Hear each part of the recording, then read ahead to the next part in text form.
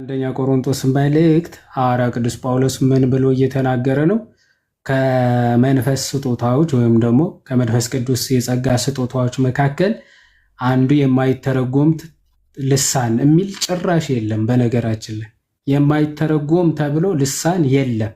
ይሄ እዚህ ክፍል ላይ ራሱ ሐዋርያ ቅዱስ ጳውሎስ እየተናገረ ያለው ስለማይተረጎም ልሳን በጭራሽ አይደለም። ባይዘው ይሄ ከአውዱ ከዛው ክፍል አውድ ራሱ ጋር መጋጨት ነው የሚሆነው። እንግዲህ የጸጋ ስጦታዎች ሐዋርያ ቅዱስ ጳውሎስ ሲናገር በልሳን መናገር እና በማይተረጎም ልሳን መናገር ብሎ አይደለም የሚከፋፍለው።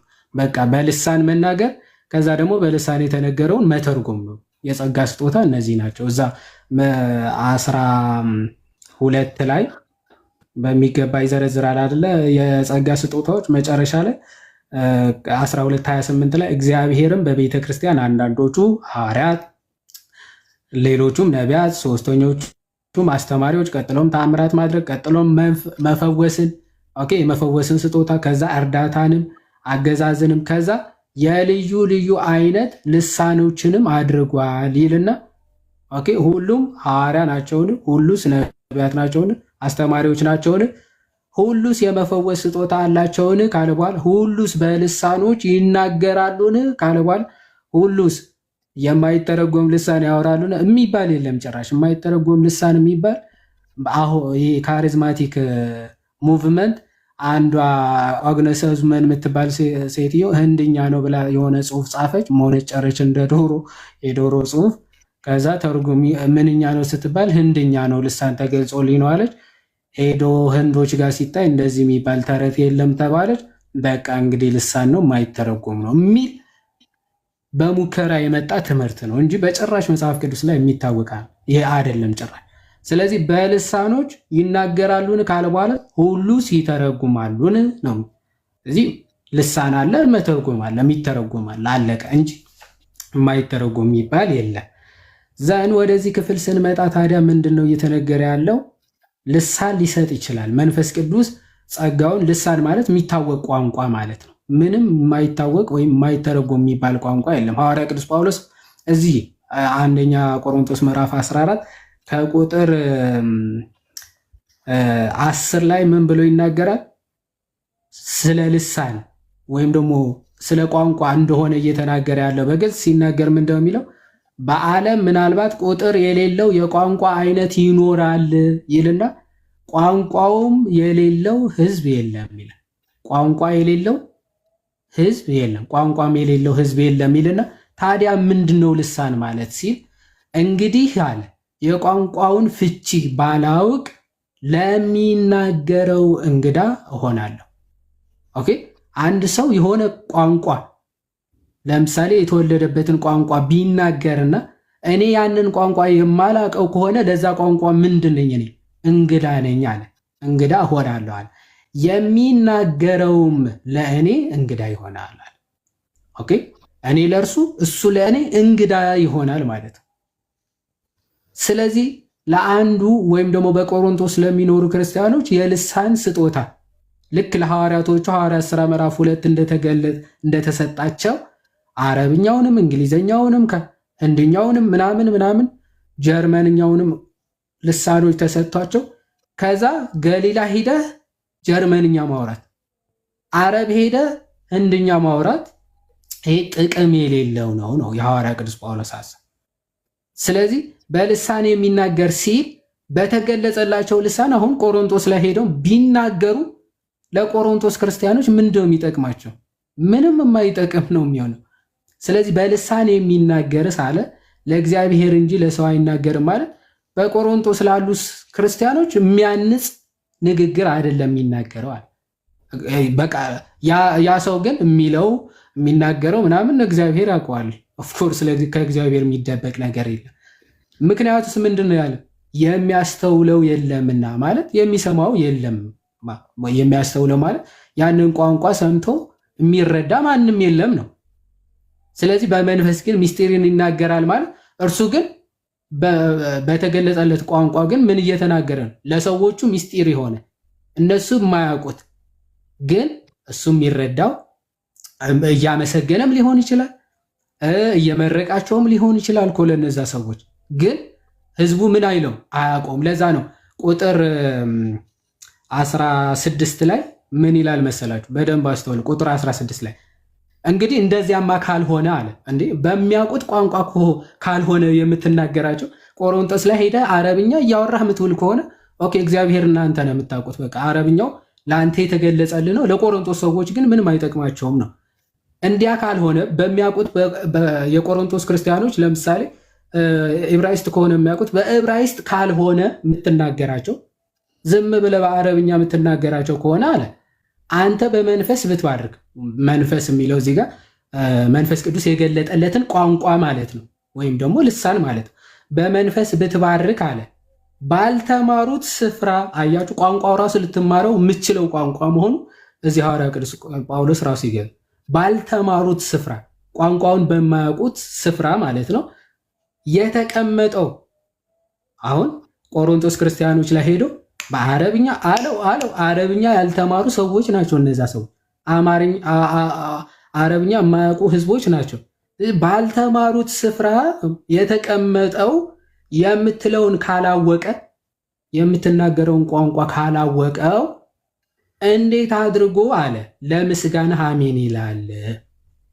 በቃ ባጭሩ አንተ ልሳን ስለተገለጸልህ ወይም ደግሞ የሆነ ቋንቋ መንፈስ ቅዱስ ስለገለጸልህ በማያውቁት ህዝቦች ጋር ሄደህ ታወራዋለህ ማለት አይደለም ነው። እንደዚያማ ከሆነ ዝም ብለህ የማያውቁትን ቋንቋ ሄደህ ተናግረ አመስግነ መርቃቸው ባርካቸው እግዚአብሔርን አመስግነ ከዛ በኋላ ያልተማሩ ያን ቋንቋ ያልተማሩ ከሆኑ ህዝቦቹ አለ እንዴት ነው ላቀረብከው ምስጋና ለሰጠኸው ምስጋና አሜን ሊሉ የሚችሉ? በጣም በሚገርም ሁኔታ የፕሮቴስታንቶች አዳራሽ በልሳን ይናገራል፣ ምን እንደሆነ ሳያውቅ አሜን ይላል። ቀጥታ ከዚህ መጽሐፍ ራሱ የሚጋጭ ሀሳብ ነው። ዋይዘውን ጊፍቱን ላሰስፔንድ አድርጓል አካውንቱ እና ሪፖርት እየተደረገ ነው። አይ ዶንት ኖ ገስት ላይ ያለ ሰው ሪፖርት እያደረገ ይሁን ወይ ደግሞ ከታች አላውቅም። ሶ ኮፒ ሊንክ አድርጉለት አካውንቱ እንዳይዘጋበት። ያ እንዴ ክርስቲያኖች እጃችን ይህ ስራ እስከዚያ ጊፍቱን ላሰስፔንድ አድርጓል። ሪፖርት ነው ይመስለኛል። ጊፍት ሰስፔንድ ካረገ አይደል? አዎ እንደዛ እንትን ይላል። ተሜም የሆነ ሲመች ምናምን የሆነ ቪዲዮ ምናምን ትከፍታል እንትንም እሱም እንትን ይላል መሰለኝ ሪስትሪክሽን ሰጥቶኛል እና ዝም ብዬ እያየሁት ነው። በቃ ጥሩ እኔ ልክፈት በቃ እንደዛ ከሆነ ለጊዜው እሺ። ይኸው ቁጥር 16 ነው እያነበብክ የነበረው። ስለዚህ በመንፈስ ብትባርክ ማለት በልሳን በቃ እያመሰገንክ ነው። እያመሰገንክ ነው። አንተ ታውቀዋለህ እኮ ምስጋና እያቀረብክ ነው። ግን ባልተማሩት ስፍራ የተቀመጠው አሁን ባልተማሩ ቋንቋውን በማያውቁ ስፍራ ቁጭ ብሎ ቁጭ ያለ ሰው ግን የምትለው ካላወቀ ምን እያወራህ እንደሆነ ካልገባውና ካላወቀ እንዴት አድርጎ ነው አሜን ራሱ ለምስጋና ኦኬ እየባረከ ነው እኮ እሱ እግዚአብሔርን እኮ እያመሰገነ ነው። ግን አንተ ይሄኛውን እኮ እኔም አምናለሁ። ይሁዲ እዛው 14 እኮ ነው ሐዋርያ ቅዱስ ጳውሎስ እኮ እያብራራ የሚመጣው እሱ ራሱ እኮ ነው። ግን እንትን እንዳይሆና ድንገት አሁን ይሄኛውን በማህበር ውስጥ ስንሆን የሚተረጎም አይደለም በማህበር ስለሚነገ አሁን እኮ ሐዋርያ ቅዱስ ጳውሎስ ዋና ሀሳቡ እኮ ልሳን ልክ እንደ ለሐዋርያቶቹ 72 ቋንቋዎች ተገልጸውላቸዋል። በነገራችን ላይ የማይተረጎም የሚባል ቋንቋ ሳይሆን የህዝቦች ቋንቋ ነው የተገለጸላቸው። ልክ እንደዚህ ለቆሮንቶስ ክርስቲያኖችም ቋንቋ ነው የተገለጸላቸው። ግን ያለ አግባብ መጠቀም ጀመሩ ማለት አሁን አንዳንዱ አለ አይደለ ሾው ለማሳየት ብለው እንግሊዘኛ ስለሚችል ብቻ የሆነ ገጠር እየሄደ ምናምን እንግሊዘኛ ጣል እያደረገ ምናምን እንደ አክት የሚናገር ልክ እንደዛ ነው ያደረጉት። የቆሮንቶ ልሳን የሚናገር ለእግዚአብሔር ሰው ነው የሚናገር። ይሄ ደግሞ ማን ያስገባው? እኔ የምልህ ምንድን ነው ተርጓሚ አሁን ለምሳሌ የልሳን ስጦታ አለ፣ ልሳንን የመተርጎም ስጦታም ደግሞ ተብሏል። ሁለቱም አለ በስጦታ ማለት ነው። ጳውሎስ ደግሞ ምን ይላል? በልሳን በምጸልይበት ጊዜ እዚሁ አንተ ምዕራፍ 14 ላይ መንፈሴ ይጸልያል ይላል። በልሳን በምጸልይ ጊዜ መንፈሴ ይጸልያል፣ አይምሮዬ ግን ያለ ፍሬ ነው ይላል። አይምሮ አያውቅም ነው የሚለው። ምእመኑን ሳይሆን ራሱ አይደለም እንደዛ አይደለም። 14 ፓስተር እታች ሄደዋል። እኔ እሱን 14 አንብቦ 14 እሺ፣ ዝም ብሎ ከመሃል እንደዚህ ቦግ ተደርጎ መጽሐፍ አይነበብም። ፓስተር እቺስ ለእርሱ አይነገርም። እሺ፣ ከዚህ ጀምሬ ላንብበው። እሺ፣ አሁን ሐዋርያ ቅዱስ ጳውሎስ ከዚህ ጀምሮ ፍቺውን ሁለት አሁን ለምሳሌ ስለ ዓለም ቋንቋ ነው እየተናገረ ያለው ከ10 ጀምሮ እንኳን ሰው ሆኖ እንትኖች እንኳን ግዑዛን የሚባሉ መለከት፣ መሰንቆ፣ ክራር እንኳን ድምፅ ካላወጡ ወይም ደግሞ የሚታወቅ ድምፅ ካላወጡ ለሚያወጡት ትርጉም የሌለው ከሆነ ለጦርነት ውጡ የሚለው የመለከት ድምፅ እንዴት ሰው ለጦርነት ሊያዘጋጀው ይችላል? ትርጉሙን ካልገባ ወይም ካላወቀው የሚል ተግሳጽ ነው የሚሰጠው። ስለዚህ አንተም ዝም ብለህ በማያውቁት ቋንቋ እስቲ ውጡ፣ ኧረ ለጦርነት ውጡ እያልክ ብትውል ሰውን ልታዘጋጀው ትችላለህ? አትችልም ነው ወይ? ከምን እያወራ ነው? ኦኬ እሺ፣ ስልክ ነው። ስለዚህ እንዲህ አለ፣ እንግዲህ የቋንቋን ፍቺ ባላቅ አለ እኔም ለእርሱ የሚናገረውም ለእኔ እንግዳ ይሆናል አለ። ቀጠልና 12 እንዲሁ ደግሞ እናንተ መንፈሳዊ ስጦታን በብርቱ የምትፈልጉ ከሆናችሁ አለ ቤተ ክርስቲያንን ለማነጽ እንዲበዛላችሁ ፈልጉ ይላል። ቤተ ክርስቲያን ማነጽና ራስህን ማነጽ። አሁን ፓስተር ልሳን የሚናገረው ሰውዬ ልሳኑ ራሱ ያውቀዋል ወይስ አያውቀውም? እንደ እርሱ አባባል አያውቀውም አይደል? ያልተተረጎመለት ከሆነ የማያውቅም አለ። ራሱ የሚናገረውም ለራሱ ተርጓሚ ያስፈልገዋል ማለት ነው። ሲናገር ለእግዚአብሔር ስለሚናገር እሱም ላያውቅ ይችላል። እሱማ ተናጋሪው እኮ ነው። ለእግዚአብሔር ነው የሚናገረው ማለት እዛ የሚሰማው ከሌለ እግዚአብሔር ብቻ ነው ምስጋናውን የሚሰማው። ምስጋና ስለማቅረብ ነው የሚናገረው። ምስጋና ስለሆነ ለእግዚአብሔር ምስጋና እያቀረበ ነው። እሱ ምስጋና እያቀረበ እንደሆነ ያውቃል ወይስ አያውቅም? እሱ በትክክል መንፈስ ቅዱስ ያስረዳዋል። ምስጋና እያቀረበ እንደሆነ ምን እያለ እያመሰገነ እንደሆነ የሚያውቀው ቋንቋ ነው ማለት ነው አይደል? አይደለም። በልሳን የሚናገር ለእግዚአብሔር እንጂ ለሰው አይናገርም ብለን አይደል የጀመርነው? ከላይ እንዴ ተናጋሪ የሚናገረውን አያውቅም እንዴ? አሁን እኔ ለእርሶ እየተናገርኩኝ ነው ማለት እኔ የምናገረውን አላውቅም ማለት ነው እንዴ? ይኸው ጳውሎስ እኮ ነው ያለን ቁጥር 14 ላይ እኔ ማን ያለው እኮ አይደለም ፓስተር፣ ትክክል ነው ለእግዚአብሔር ነው የሚናገረው ብሏል። ለእግዚአብሔር ምስጢርን ይናገራል አለ። የሚናገረውን አያውቀውም የሚለው ከየት ነው? አላውቅም ያለን ጳውሎስ ነው። ዮሐድዬ እንዴት መሰለህ? ጳውሎስ 14ን ቅድም አንተ አንብብ ስል የፈራኸው እኮ እሷን ነው። 14 የፈራኸው ፓስተር እንደዛ ጀመሩ። እሺ ደግ ቆይ፣ እዛ ሊሄድሎት እኮ ነው ፓስተር፣ በደንብ ሊሄድሎት ነው። በልሳን የሚናገር ራሱን ያንጻል ይላል። የማያውቅ ከሆነ እንዴት ነው ራሱ የሚያንጸው? የማያውቀው ነገር እንዴት ያንጸዋል? ይኸው 14 ላይ በልሳን ፓስተር 14 እንሄዳለን። መጀመሪያ 4 ላይ በልሳን የሚናገር ራሱን ያንጻል ይላል። የማያውቀው ከሆነ ለምሳሌ ቀጥሎ ትንቢትን የሚናገር ግን ማህበሩን ያንጻል ይላል። ማህበሩ የሚታነጸው የሚሰማው ነገር በሚገባው ነገር ሲነገረው ማህበሩ ይታነጻል እያለ ነው አይደል? ልክ ነኝ? እዚህ ጋር ማህበሩ በሚተረጎም ልሳን ትንቢትን የሚናገር ነው የሚለው። ስለዚህ ማህበሩ የሚታነጸው ሰምቶ ነው። ልሳን የሚናገር ራሱን ያንጻል ማለት ራሱ ሳይሰማው ራሱ ሳይገባው ይታነጽበታል ማለት ነው። በትክክል እንግዲህ ጳውሎስ ራሱ ሳይሰማ እንዴት ነው የሚታነጸው? እንዴት የማይሰማው ያንጸዋል? ያው ይኸው እዚሁ እኮ ጳውሎስ ነው የሚለን። እኛም እሺ ወደ ታች በጣም እችን ክፍል ስለፈለጓት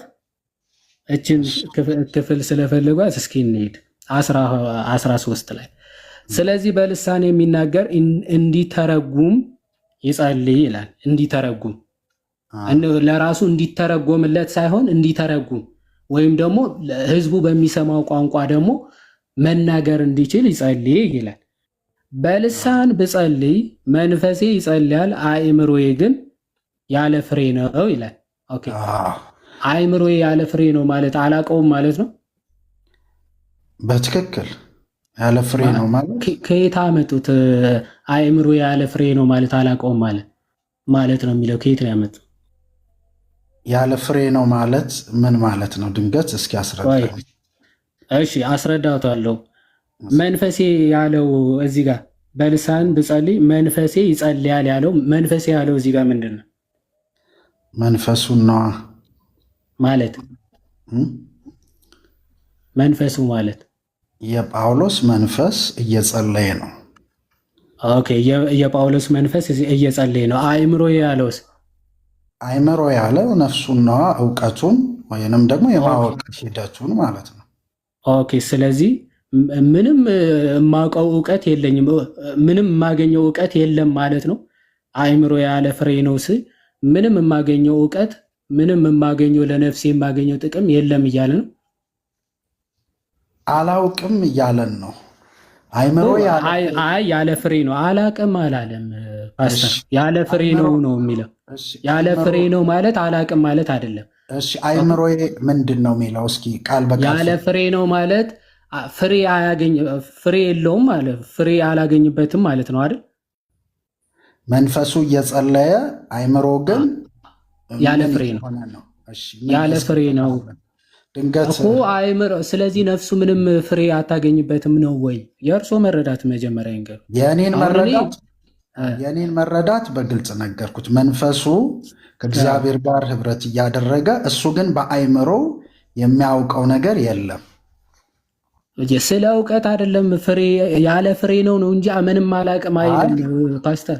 ያለ ፍሬ ነው የሚለው እንጂ ፍሬ የለውም ማለት ለምሳሌ አትክልቱ ያለ ፍሬ ነው ማለት ምንም ፍሬ እያፈራ አይደለም፣ ምንም ጥቅም እያመጣ አይደለም ማለት እንጂ ምንም እውቀት የለውም ማለት አይደለም። ፍሬ ከጥቅም ከውጤት ጋር ነው የሚገናኘው እንጂ ከእውቀት ጋር አይደለም። አእምሮዬ ግን ያለ ፍሬ ነው ሲል ምንም ጥቅም የለውም ለነፍሴ እያለ ነው አይደል? እንደ እርሱ አባባል አእምሮዬ ያለ ፍሬ ነው ሲል እያወቅኩ አይደለም፣ እውቀት አይደል?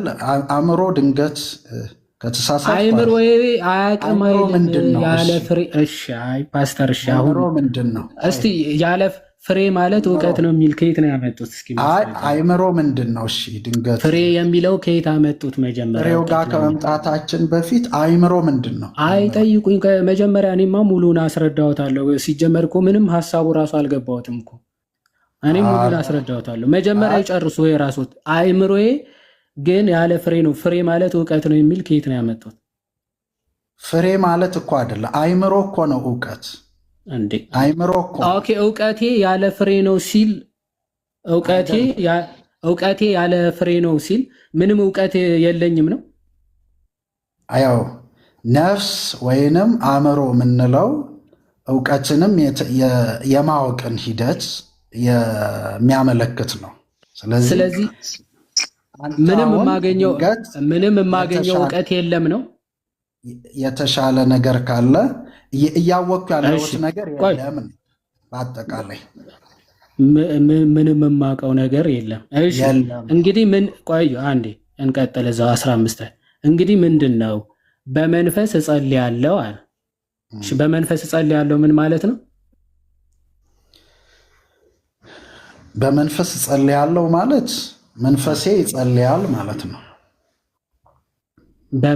መንፈሴ ይጸልያል አይደለም፣ በመንፈስ እጸልያለሁ ነው የሚለው። በመንፈስ እስኪ ሙሉውን አንብብልኝ ድንገት።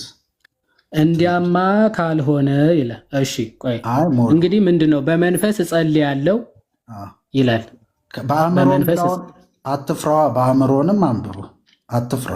እግዚአብሔር ይባርክ። ፓስተር ትልቅ ሰው ሆኖት አይደለ? አሁን መፍራት አለመፍራት መጀመሪያ እዚህ በመንፈስ እጸልያለሁ የሚለው ሳይፈቱ በአእምሮ ደግሞ ምን ያስፈራኛል? አሁን ይሄን ፈተው እየፈቱ እንዲሄዱ እኮ ነው። ረጋ ይበሉና ቁጥሯን አንብባትና ረጋ ይበሉና እንደ ትልቅ ሰው የበሰለ ንግግር ያውሩ ከይቅርታ ጋር። በመንፈስ እጸልያለሁ የሚለው ፈተው ይሄዱ። እርስዎ ለምን በመንፈስ እጸልያለሁ የሚለው እንደሚፈሩት አላውቅም። መፍራት እየፈሩ ከሆነ ወደዚህ የሚዘሉት ማለት ነው። በመንፈስ እጸልያለሁ አሁን ምን ማለት አነበብኩኝ እስከዚህ ድረስ። በአእምሮም ደግሞ እጸልያለሁ ይላል። አሁን በመንፈስ እጸልያለሁ ምን ማለት ነው? እስከ መጨረሻ ይነበብና ከዛ በኋላ እንፍታው። እዛው ስለሚፈታውን ብዬ ነው። እሺ በመንፈስ እዘምራለሁ በአእምሮም ደግሞ እዘምራለሁ። እሺ መለሱ ነው እዚህ ጋር። አሁን ይሄ ምንድነው? በመንፈስ እጸልያለሁ ሲል መንፈሴ ይጸልያል፣ በአእምሮም ደግሞ እጸልያለሁ ማለት እያሰብኩ እያወቅኩ በአእምሮዬ እጸልያለሁ ነው። በመንፈስ እጸልያለሁ ማለት ሳላውቅ ምንም ሳላውቅ እጸልያለሁ ማለት ነው። በመንፈሴ እኮ ነው። በመንፈሴ አይልም፣ በመንፈስ እጸልያለሁ ነው የሚለው ፓስተር። በመንፈስ ሲል እሺ፣ ይህንን አንተ የምትፈታው በእግዚአብሔር መንፈስ ብለህ ነው። አሁን ከከበዱት ከብዶኛል ይበሉ፣ አንተ የምትፈታው አይበሉ። መጀመሪያ ይጨርሱ። በመንፈስ ነው የሚለው። ለምን በመንፈስ እጸልያለሁ ይላል? በመንፈስ እጸልያለሁ ምን ማለት ነው? በመንፈስ እጸልያለሁ ምን ማለት ነው? አይድገሙት። እየዘለሉ ወደዚህ ይሄዳሉ። በመንፈስ እጸልያለሁ ምን ማለት ነው? ያንኑ ነው መንፈሴ ይጸልያል የሚለውን የላይኛውን ቃል ነው እዚህ የሚደገመው። ምንድን ነው መንፈሴ ይጸልያል? በመንፈስ እጸልያለሁ ነው የሚለው። በመንፈስ መጸለይ ምን ማለት ነው? በግልጽ ነገርኩህ እኮ በመንፈስ ሲል አሁን እዚህ ጋር በአእምሮዬ ሲል እያወቅኩ ማለት ነው። በመንፈስ ሲሉ ግን ሳላቅ ማለት ነው። እንዲህ በአእምሮ ከጸለየ እያወቀ ነው ያውቀዋል። በመንፈስ ሲጸልይ ያውቃል ወይስ አያውቅም? በመንፈስ ሲጸልይ በመንፈሴ የምጸልየውን ብሎ ከላይ ከተናገረው አንጻር ፓስተር በመንፈስ ሲጸልይ ያውቃል ወይስ አያውቅም? ለምንድነው ሰዓት የሚገሉት? ከይቅርታ ጋር እንዴ ምን እየሆኑ ነው?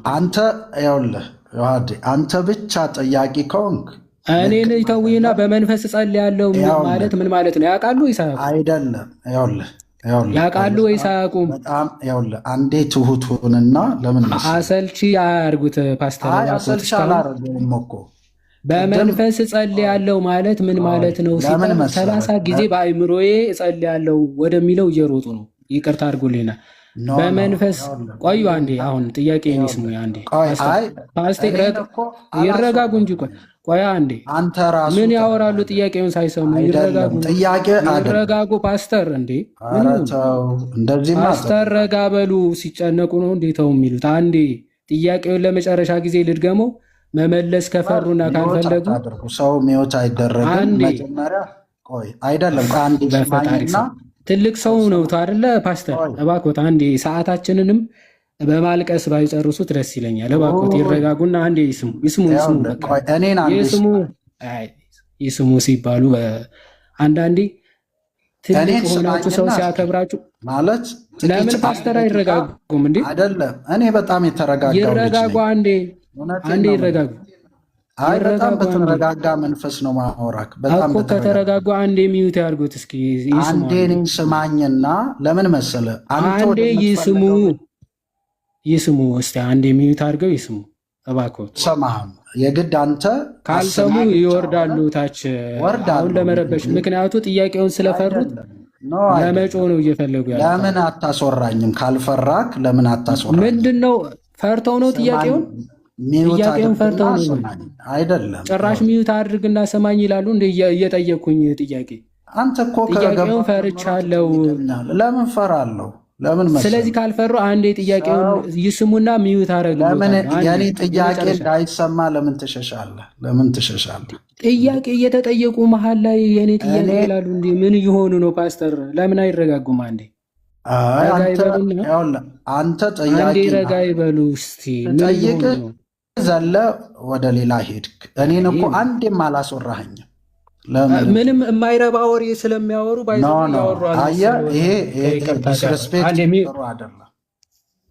ዲስሪስፔክት አሁን እንደዚህ አድርጌ በቃ ሚዩት ላድርጎትና ሚዩት አድርገው ያዳምጥ። ጥያቄው የሚመልሱ ከሆነ ይመልሳሉ፣ የማይመልሱ ከሆነ ይውረዱ።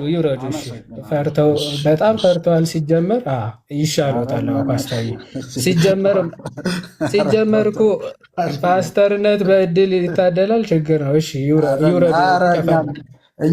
በቃ ሚዩት አድርጉት አንዴ። አሁን ሰዓታችንን እንጠቀም እባክዎት። የማይመልሱ ከሆነ በመንፈስ እጸልያለሁ ማለት በመንፈስ ሲጸልይ ያውቀዋል ወይስ አያውቀውም ነው። በጣም ቀላልና አጭር ጥያቄ። ይሄን ላለመመለስ ምን አታካራ መፍጠር እኔ ልጠይቅ ብሎ ርዕስ ማስቀየርና እንዲረብሻ መፍጠር አያስፈልግም። እውነት ለመናገር በመንፈስ እጸልያለሁ ሲል በመንፈስ ሲጸልይ ያውቀዋል ወይስ አያውቀውም ነው። በቃ እቺ እኮ ነች ጥያቄ። ወይ ያውቀዋል ወይ አያውቀውም። ምክንያቱ በአእምሮ ደግሞ እጸልያለሁ ሲል በአእምሮ ሲጸልይ ያውቀዋል ይረዳዋል ማለት ነው ብለው ስለፈቱት በመንፈስ እጸልያለሁ ሲል ይረዳዋል ወይስ አይረዳውም? በቃ እቺ ነች ጥያቄ። በጣም ቀላል። ይህን እችን ደቂቃ ለመስማት ይህን ያክል ረብሻ መፍጠር ምናምን አያስፈልግም ነበር። ሰው አሁንም ፓስተር አልወረዱ። የሚመልሱ ከሆነ እችን ጥያቄ ይመልሱ። ከዛ የፈለጉትን ጥያቄ ይጠይቃሉ፣ እኔ ይመልሳሉ።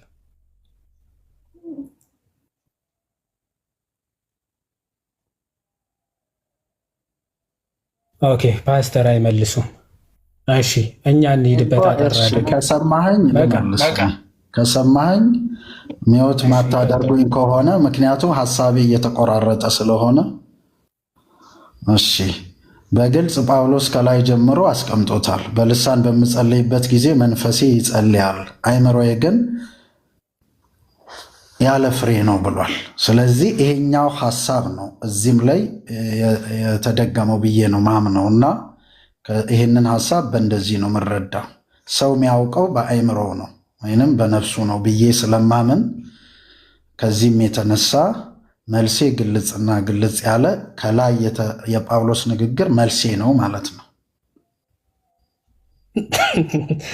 አሁን የብር መልሱስ በመንፈስ እጸልያለሁ ሲል ያውቀዋል ወይስ አያውቀውም እኮ ነው። የት አለ? ከላይ እንደተናገረው ነው የሚል ጳውሎስ ከላይ እንዳለው ነው። መልስ አይሆንም። በመንፈስ እጸልያለሁ ሲል ያውቀዋል፣ በመንፈስ ያውቀዋል ወይስ አያውቀውም? ከላይ እንደፈቱት ማለት ነው። እሺ እዚህ ጋር በልሳን ብጸልይ መንፈሴ ይጸልያል፣ አይምሮዬ ግን ያለ ፍሬ ነው ብሏል።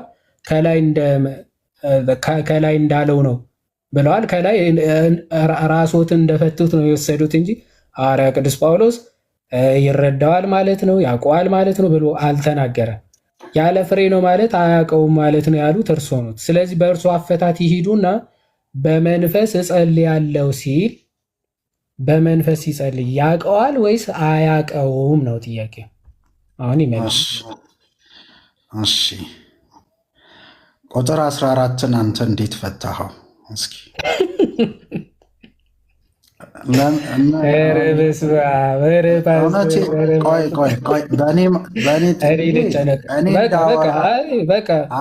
ምንም እኮ ሊመልሱት እንደማይችሉት እኮ ከቅድም ጀምሮ እኮ ተረዳን። እውነት እንደዚህ ማለት እኮ ይቀላል። አላውቀውም ማለት ትልቅ መስ አይደለም። እሺ ይመልሱ ባጭሩ። አንዴ ፓስተር አላስወራኸኝም እኮ ኧረ በእግዚአብሔር አሁንም አላስወራኸኝም እያሉ ነው። ምንም እኮ እኔ ጥያቄ ስጠይቅ እስካሁን አውርተው እኮ ከላይ ሐዋርያ ቅዱስ ጳውሎስ እንዳለው ነው ማለት ነው መልሴ ብለው ቃለቀ። የሚያስቅ መልስ መልሰው ጨረሱ እኮ። ደግሜ ስጠይቅ አላስወራኸኝም እያሉ ነው። አሁንም በመንፈስ እጸልያለሁ ሲል የሚጸልየው አካል በመንፈስ ሲጸልይ ያውቀዋል ወይስ አያውቀውም? ለመጨረሻ ጊዜ ለመልስልህ። እሺ ወንድሜ ዮሐድ፣ እሺ በመንፈስ እጸልያለሁ ሲል ከላይ ከተነሳው ሐሳብ አንጻር አያውቀውም። አይምሮ ወይንም ነፍስ የእውቀት ቦታ ስለሆነ በአይምሮ የሚያደርገውን ነገር ነው ሰው በትክክል ማወቅ መረዳት የሚችለው ለማለት ነው። መልሴ ማለት አሁን አታስቆመኛ። አልጨረሱም። እሺ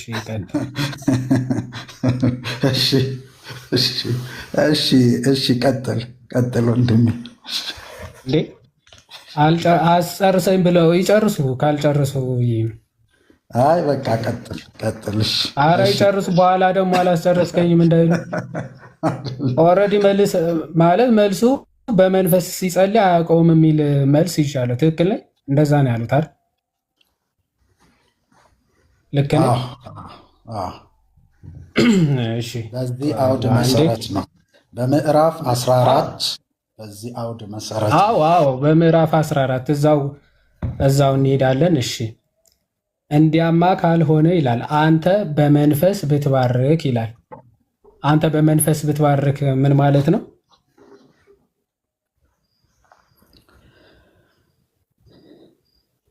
አሁን ለሌላ ሰዎች ተሸጋገረ። አንተ ነው የሚለው። አዎ መባረክ እኮ በመንፈስ መጸለይ ማለት አለማወቅ ነው ብለዋል። አሁን ደግሞ እዚህ ጋር በመንፈስ ብትባርክ ነው። ስለዚህ ሰውየው ሳያውቅ ነው የሚባርከው። ቆይ ልንገር። እሺ፣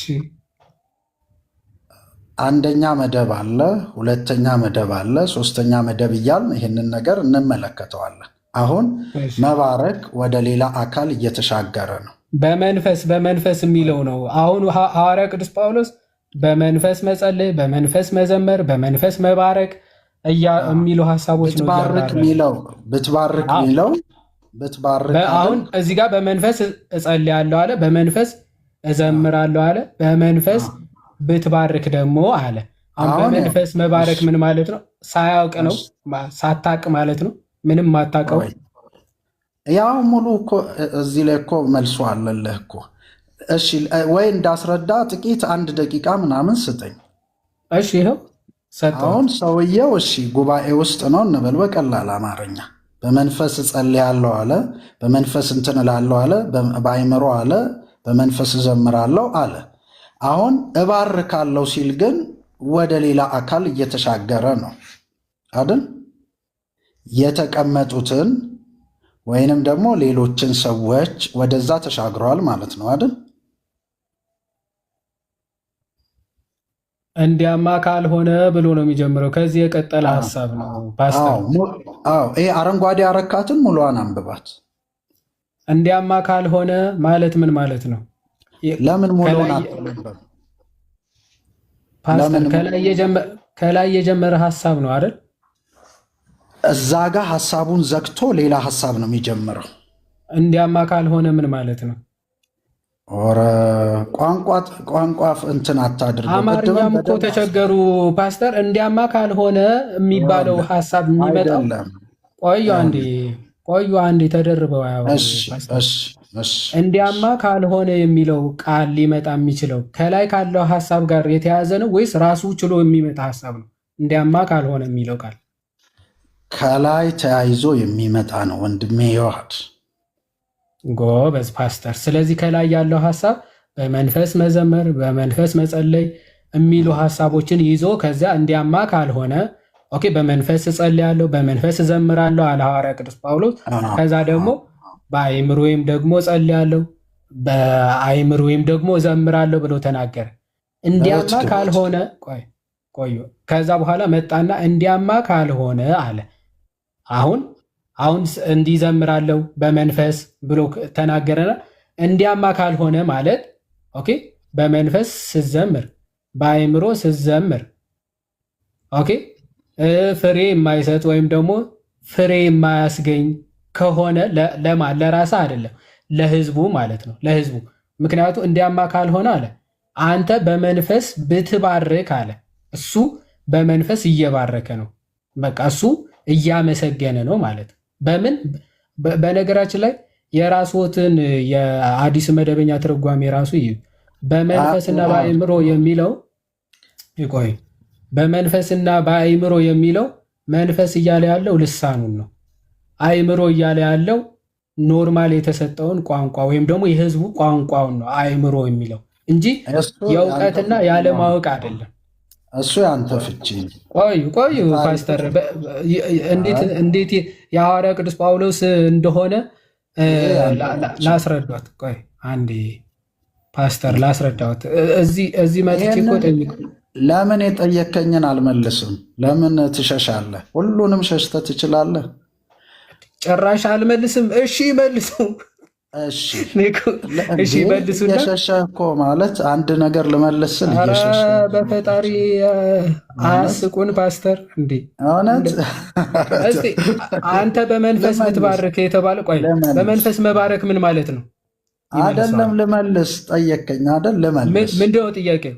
ጥያቄው አንተ በመንፈስ ብትባርክ የሚለውን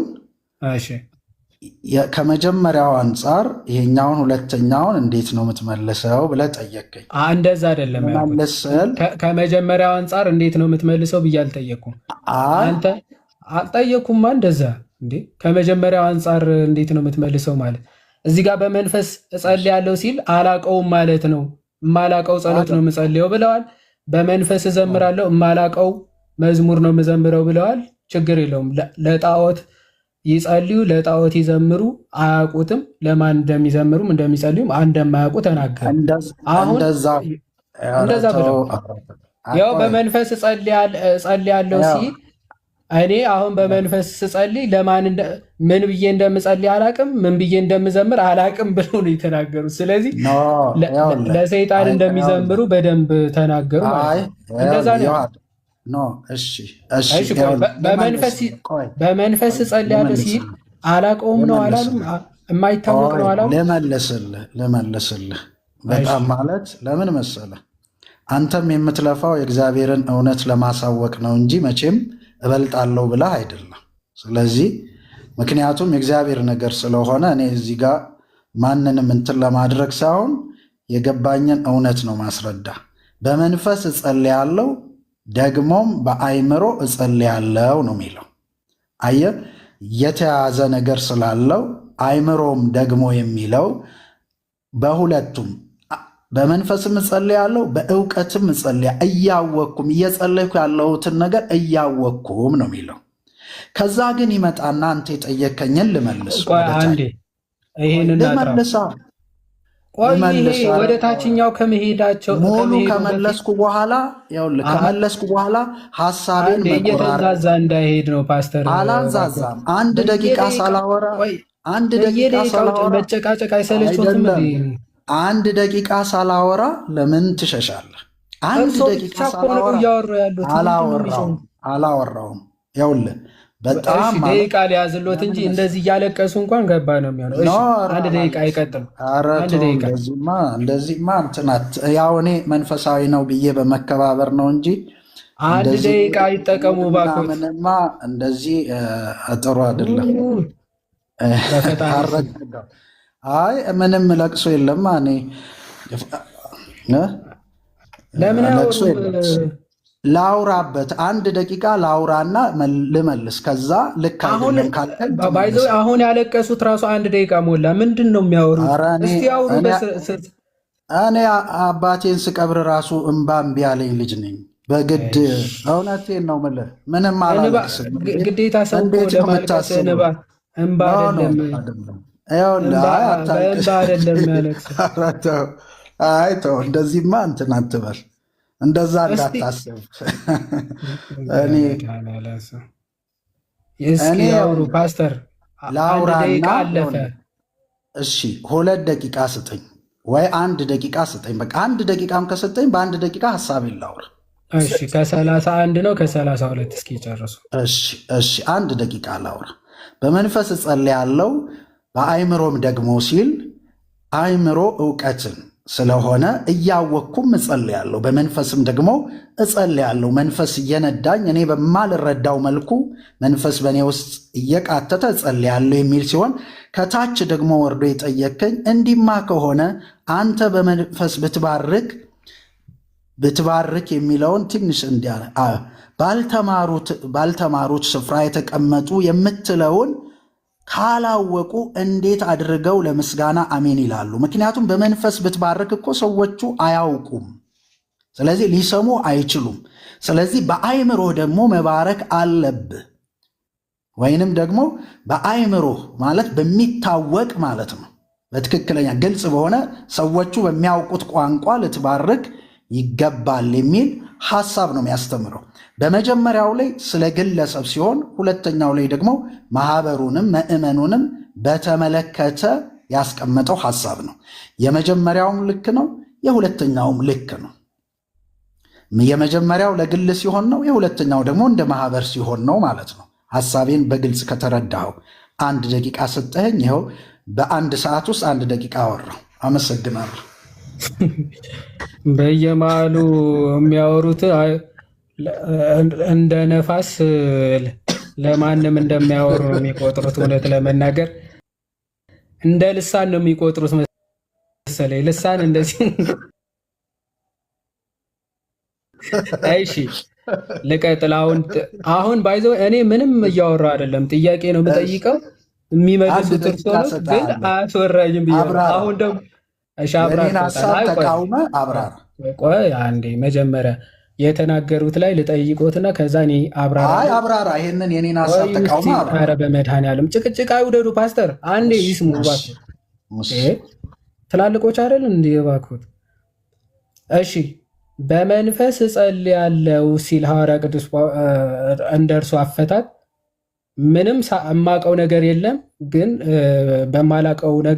በማላውቀው ቋንቋ እጸልያለሁ ማለት ነው አይደል? በማይገባኝ ነገር እጸልያለሁ አይደል? በትክክል ልንገርህ፣ ይሄንን ልመልስ አይደል?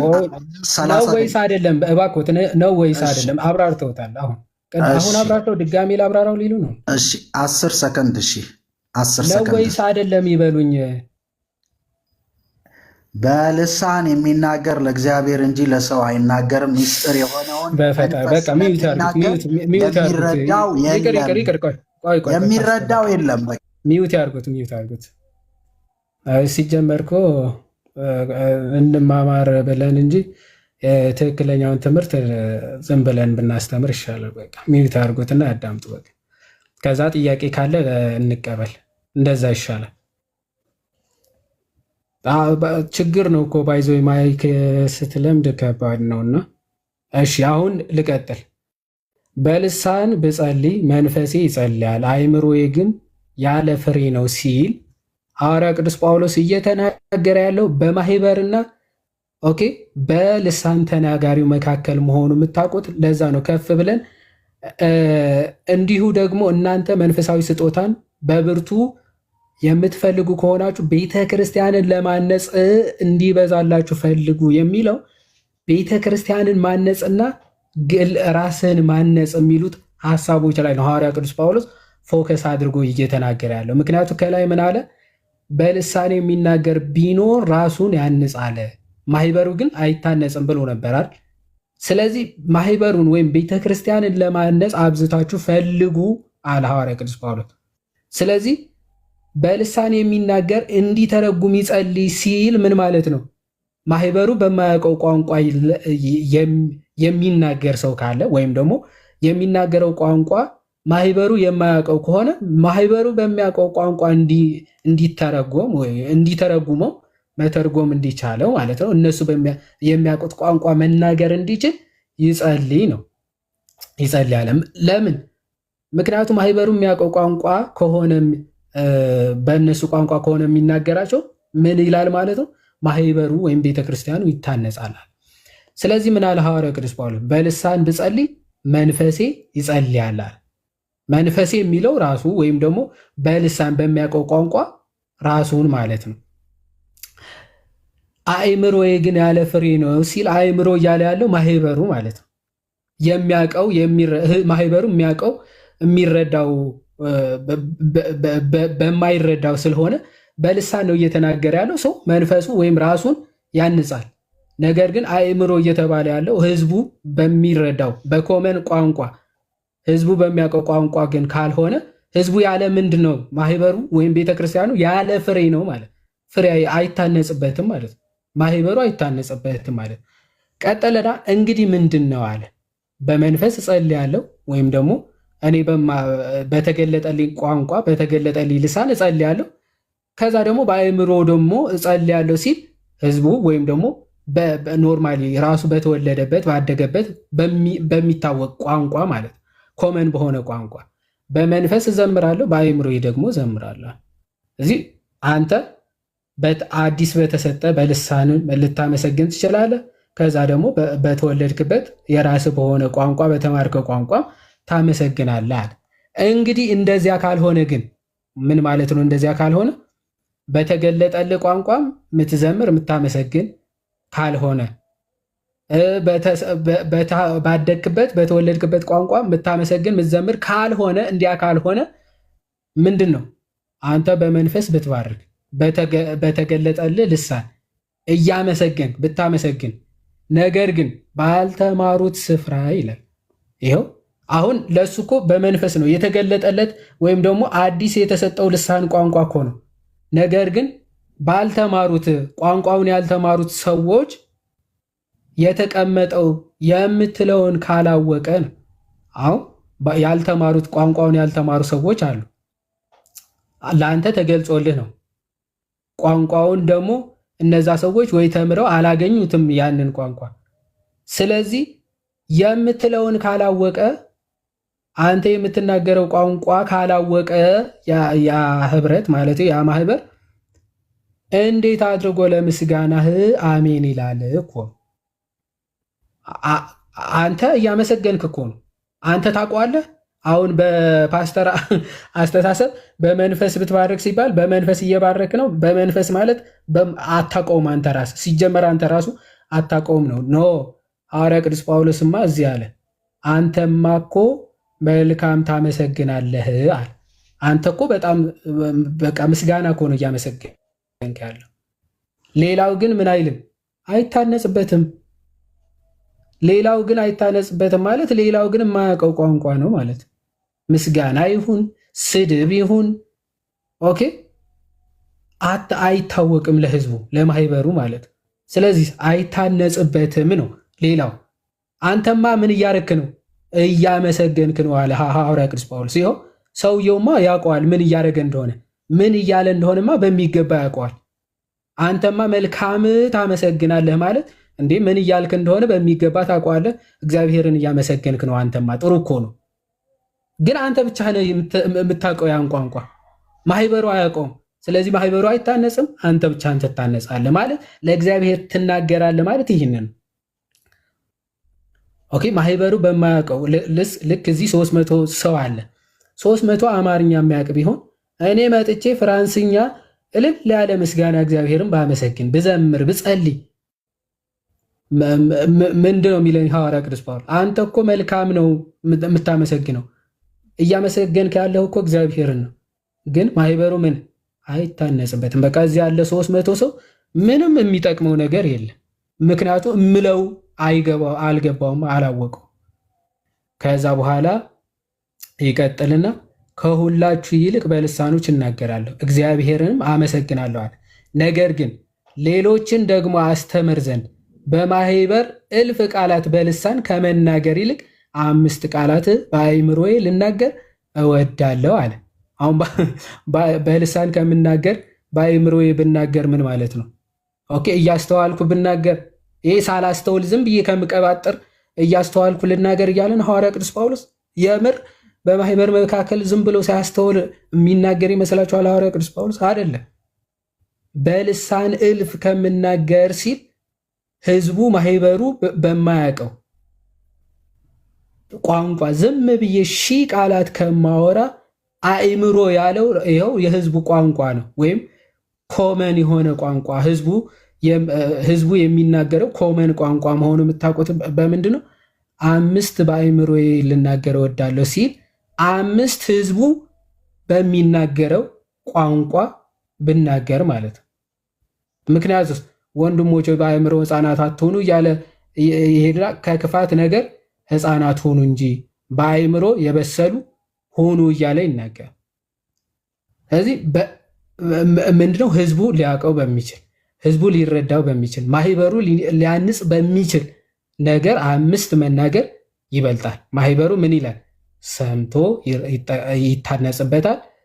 ማህበሩ ይታነጻል። ኦኬ፣ ማህበሩ ይታነጻል። እልፍ ሺህ ልሳን ቢናገርስ ምን ይታነጻል? ህዝቡ በቃ ራሱ ብቻ ይጠቀማል። ኦኬ፣ ከዛ አንጻር የሚታይ ነው።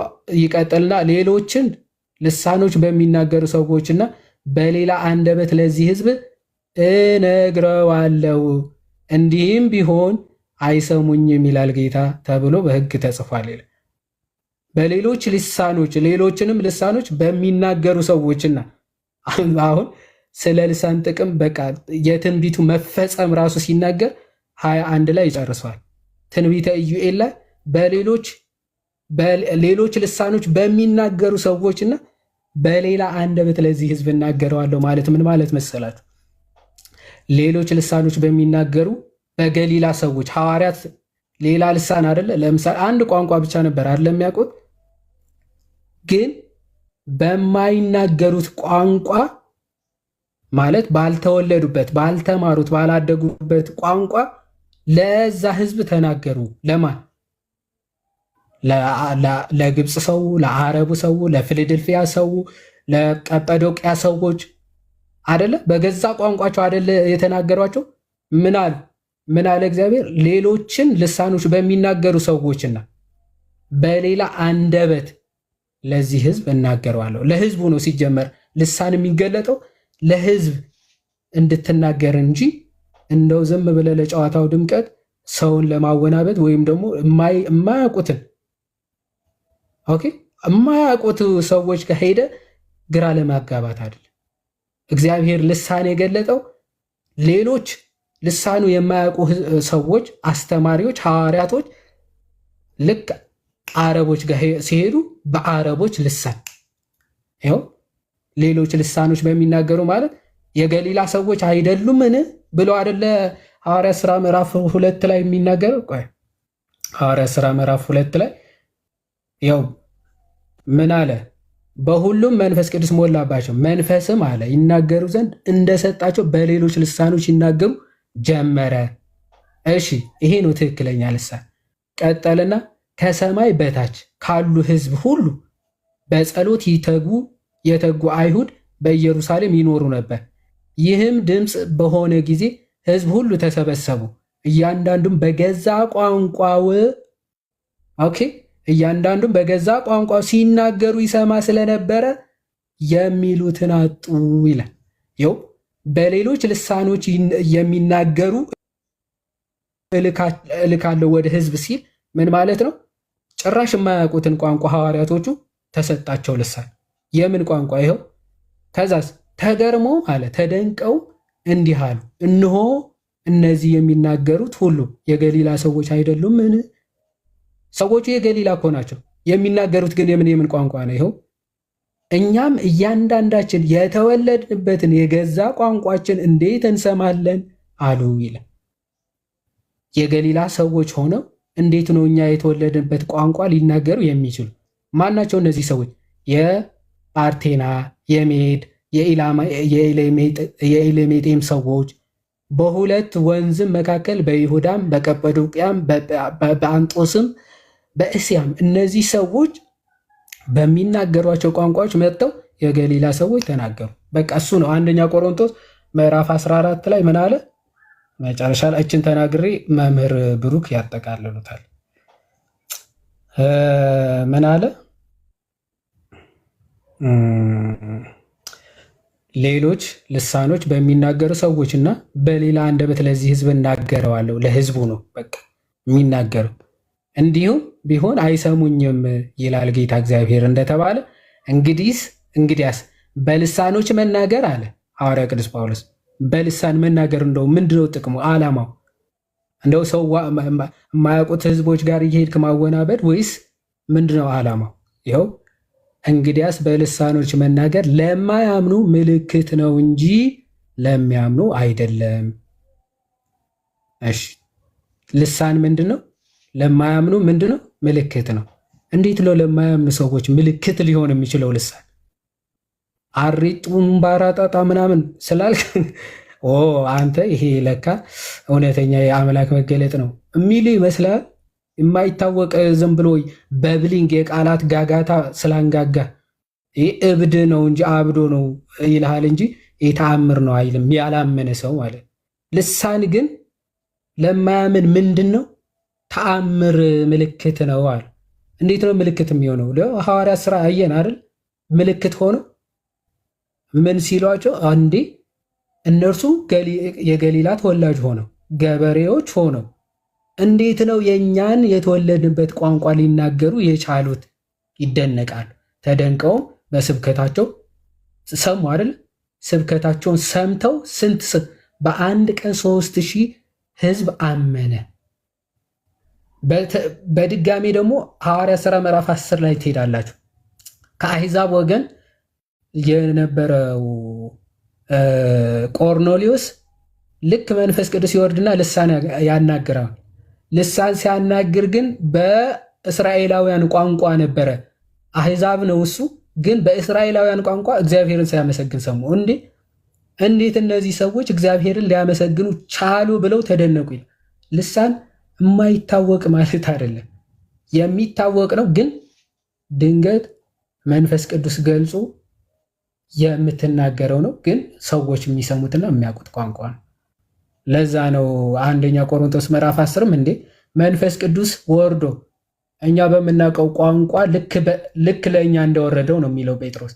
ለእኛ እንደወረደው መንፈስ ቅዱስ ለእነሱ ወርዶ ልሳን ካናገራቸው እንግዲህ እንዳይጠመቁ የሚከለክላቸው ማን ነው ይላል።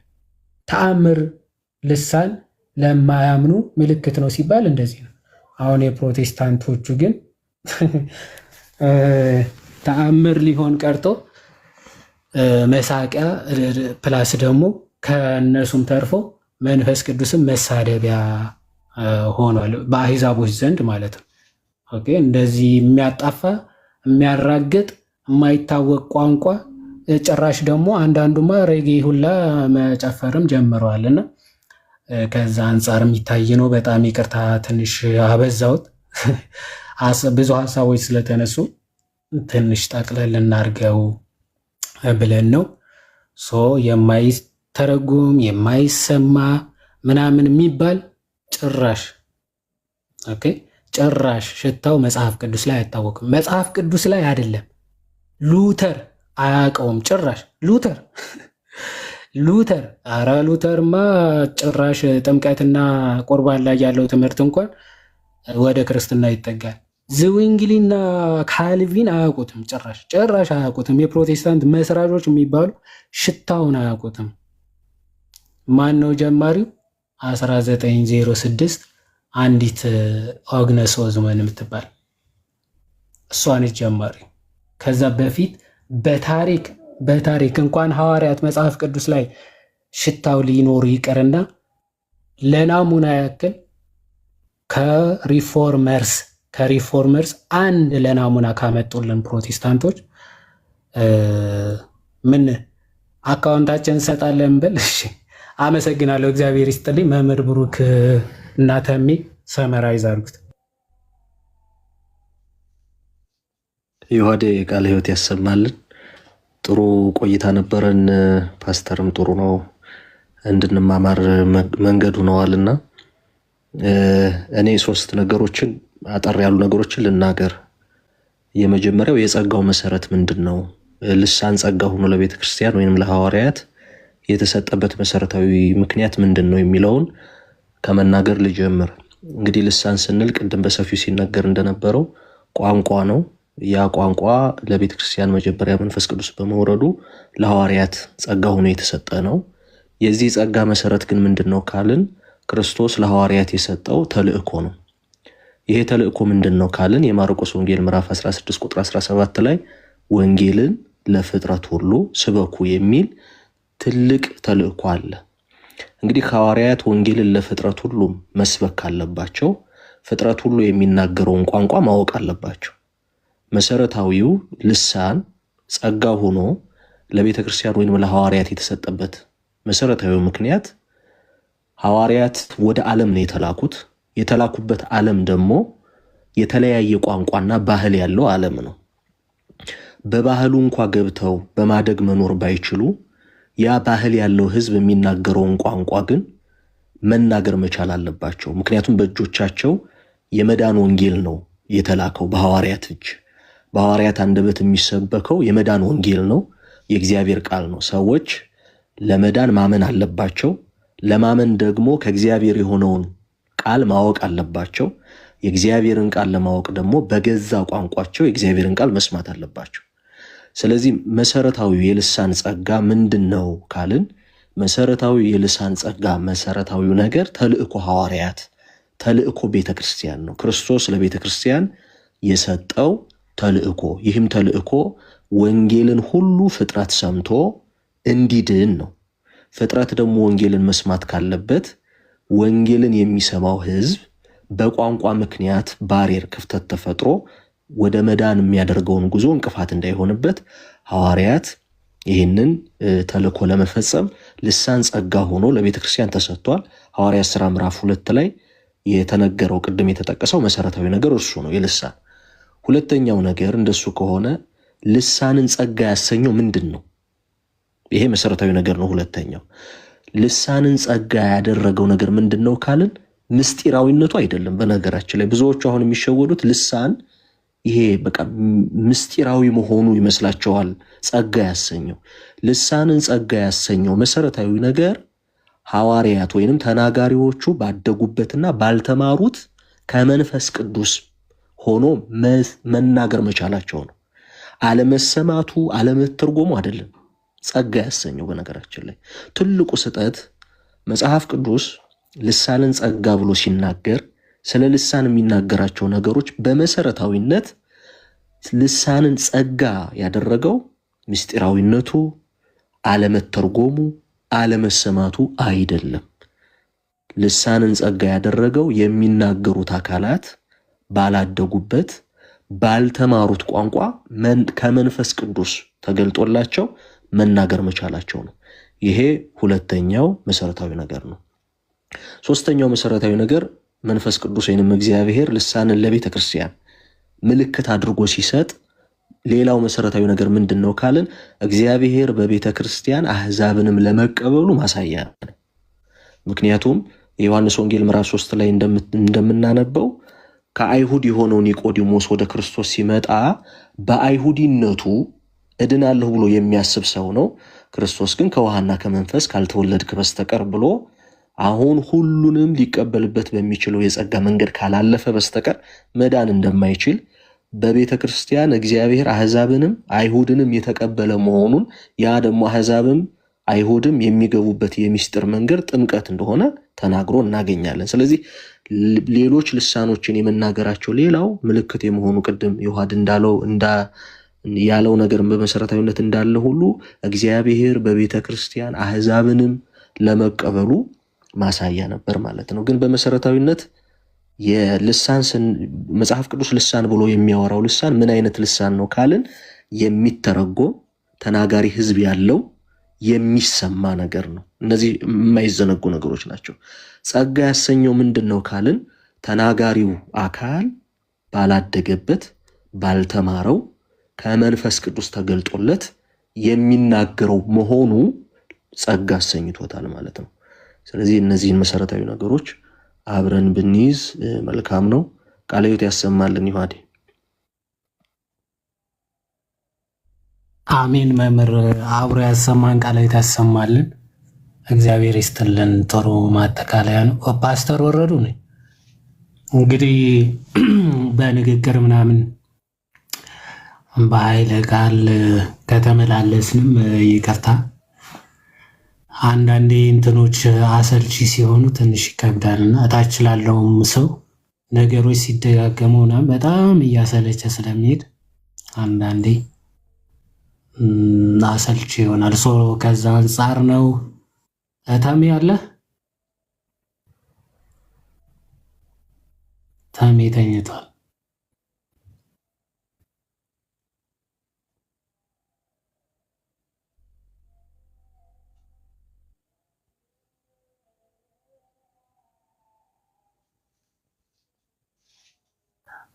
በቃ ሰላም ደሩ። አይ ቲንክ መምህር ብሩክ ተኝቷል መሰለኝና ልደውልለት መሰለኝ። ኦኬ አይ ጥሩ ውጣና ደውልለት። ሰላም ነው። ደህና ደሩ። እሺ አሜን አሜን። ሰላም ደሩሽ።